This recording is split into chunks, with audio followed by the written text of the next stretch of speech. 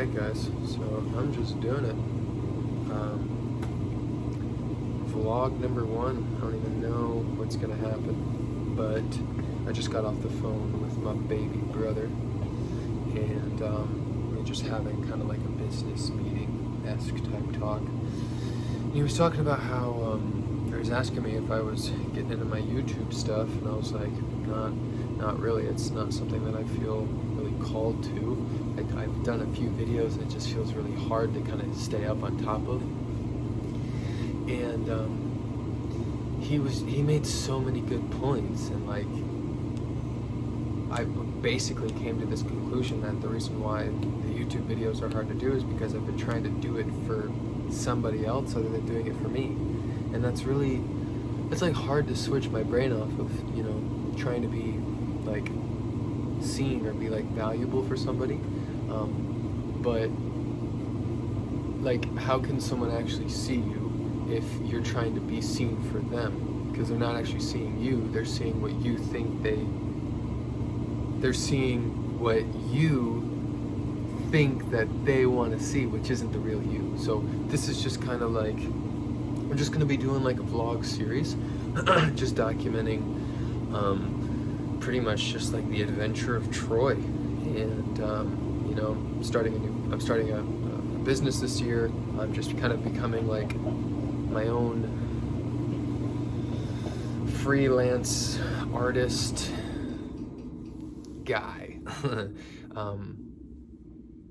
And before I kind of start talking a little bit more about, you know, this adventure process, I do want to mention what Sam, my little brother, said about YouTube and making videos and whatnot. And one that really stuck in was like, he was like, every time that you make a video, just like, don't make it a chore. Don't make it about like YouTube, you know, make it about you. Make it about like your process, and like document your process, so that, you know, what if next year from now, you know, you've been documenting for a whole year, you can look back at the progress that you've made. And I was like, yeah, that's kind of a good point. He's like, you don't even have to make it like necessarily public. You could make it all private, and then when you want to post it, you could make it public. But I'm just gonna make them all public anyway. But I just don't feel the need to like share it with a bunch of people, and like get a bunch of subscribers, because I don't even know what I'm doing. Like, I just want to document, get comfortable with the camera, get comfortable with my own process. And he said another really cool thing that I was like, oh, that is really unique. That he's like, think about our children and our grandchildren, and how like when their generation's time to come is like, they can look back at all of this like documentation, or even ourselves, we can look back at our documentation of what we looked like and what we talked like and what we thought like. I mean, this is really just what this is. For myself, it's just a documentation process of how I think, how I talk, you know, some of the goals that I'm going through, some of the successes that I'm going through, some of the pitfalls that I've, you know, gone into, and just to share it and let someone kind of watch my process along with me, you know, for entertainment or whatever. And, you know, maybe some of you like my style and like, you know, my life and the things that I do, and I'm just trying to keep it as like real as possible. And one of my biggest things in my life is like, I always feel like I'm like an imposter, like I'm being fake. And I think this is going to be a really great therapy to just like show people who I am. And like, as long as I keep it real, and I can't really believe that lie about myself that I'm fake, because I'm doing the best that I can to just show myself. So yeah, a little bit about like me and like this process and why I'm even doing this, is because I am starting like a new business. I don't even really want to call it like, it's a business, yes, but like, I just feel like I'm birthing this artist inside of me. And I do a lot of cool different things. Like, I'm so attracted to so many different things. And I'm trying to build something with all of these little pieces. And I feel like I have really stepped away from the status quo like my entire life. Like I've really always just wanted to be just like different. Like I've just always grown up thinking about how like, I don't want to be stuck doing something that I don't enjoy. Like I really want to have a lot of meaning in my life. So there's always been this like really deep search for meaning, and I've always thought that I can't really get that if I constantly just follow other people. So I've put myself in a lot of uncomfortable positions, and I've made a lot of risks, and I've gotten a lot of reward, like personal reward out of that. Like I traveled with Disney on Ice for a little while with Feld Entertainment. That was where like kind of this adventurous spirit kind of started to come to play, because I was going to different cities every week and living out of a backpack. And then I made a goal that I was gonna, then after that was like over with, I decided I didn't want to stay with the company because I just really didn't want to, like, the energy with like Disney on Ice. Like I was on the sales side, so I we like sold like the merchandise and like $15 snow cones in the seats, like, and selling popcorn and stuff like that. We traveled with the show, and it was just a lot about money, and like there's nothing wrong with that. But at that stage in my life, I was like, I already see what I can be doing. Like I see that I could just keep selling and making money, but there wasn't any meaning connected to it. So like I had to like let that go. And kind of silly because it paid really well, but that was something that was really important to me, that like I'm not just going to live my life in my head to just make money. Like, and maybe people who stayed with the company, it's not like that, and they have their other personal reasons, and that's fine. I don't knock making money at all, because I'm actually relearning the what money actually means to me, and it's changing. But at that time of my life, I had to let that go. And I'm glad I did, because I saved up all that money and then I put it towards becoming a massage therapist. And that was like a really big part of my life, because, to be on Disney on Ice, I had to, leave home, and I had to travel across the world, with a backpack, with a company of people. Like there was no family. You created your family on tour. So I had to leave like my hometown behind, and, stuff like that. So when I came back, I made all this money like by myself, and I didn't know really what to do with it. And I found massage therapy school, and I was kind of like, it was like my out. I was like, well, I'm just gonna do this because like I'm 3 years out of high school. I have no post high school education. Like all my friends are gonna be graduating from college, and I was like, this program is gonna be about 10 months, and I'm gonna,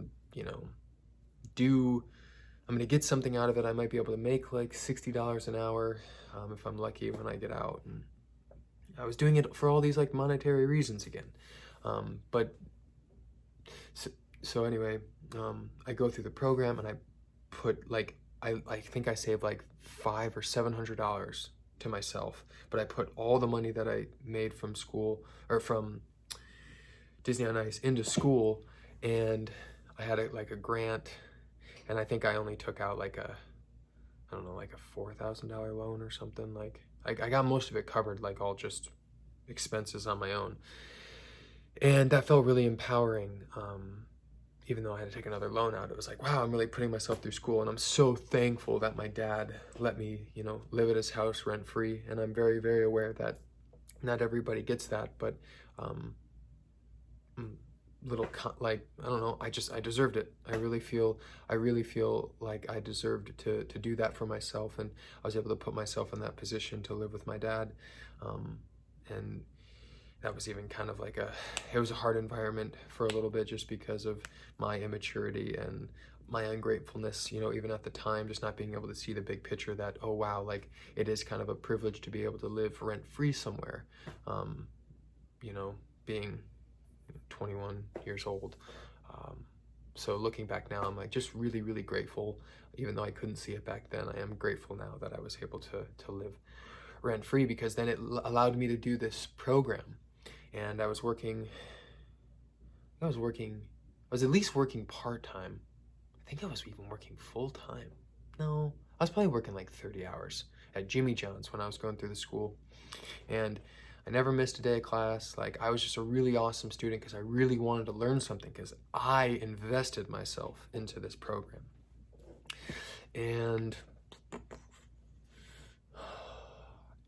dude, that my life just changed from there. And it's gotten, like, the reason why I'm even here doing this is I know is because of the transformation that started when I went through massage therapy school. Like, my life just changed, and I just started seeing life differently. Like, I just really started changing my lifestyle, and it's just been a compounded domino effect ever since. And I've, you know, I've like eaten better foods, I've created better, like, healthy habits and routines. I'm just more self-aware. And I think that's the biggest thing that massage therapy school gave to me was self-awareness. And it really, like, compounded that effect even more. And it gave me a skill. It gave me a skill that then I could use, and it was a trade that I could actually have forever. And that was big. I didn't have anything. I didn't have a college degree. I didn't go to a university. And so this was huge for me to just, like, now have this skill that I could, trade my time and money for. And so I started working in the massage field for, 3.5 years. So this is going to be rolling into my 4th year. 2016 is when I went to school. So yeah, it's like this is like, 3.5 years. And I've uncovered a lot about myself, and that this year was kind of the stepping stone of, like, well, I don't want to work for somebody anymore, because it just doesn't fit my personality. Like, I have way more time now to be doing the things that I actually really enjoy doing. And it's really challenging, creating a business, even with a skill that I do really well at, like massage. So I'm starting to slowly build my massage business, but I'm also, like, finding all these other ways that I'm earning money as well. Like, I'm really big into writing, and I love poetry, and I've written and wrote and read poetry since 14 years old, but I never thought that, hey, you can make money doing something that you love. It was like, oh, being a poet is like being an artist, and, like, artists don't make money. And it's like, I've really had to stop and see, like, go back to your childhood and go back to the passions that you really enjoy doing, and, like, move your way through your life with those gifts and talents and passions. Because at the end of the day, like, I want to look back at my life and say I really freaking enjoyed it, not like I traded half of my life for someone else's goals. And that's really what it comes down to. Is like, I want to work with people, not for people. And I feel like a lot of my life I've given myself up in that sort of way, that I've traded my comfort and, like, getting a paycheck every couple of weeks, just to have some money, and honestly just to have this big stress over my head of, like, what am I doing with my life? I have no purpose. And so coming back to these ideas and creating these businesses, and I don't know, just earning money and earning a way through my own life and creating this meaning inside of my life, has really given me more of a purpose to create things and to use my skills and talents to help people, and to share like this, and to share ideas, and yeah. So I don't know, I want to keep these at like 15 minutes, so that's just kind of the first one. And it's getting dark now in the basement because the sun's going down, but I will keep continuing more, and yeah, you'll keep seeing more of these videos. I don't even know. I'm just gonna end it just like that. Boom.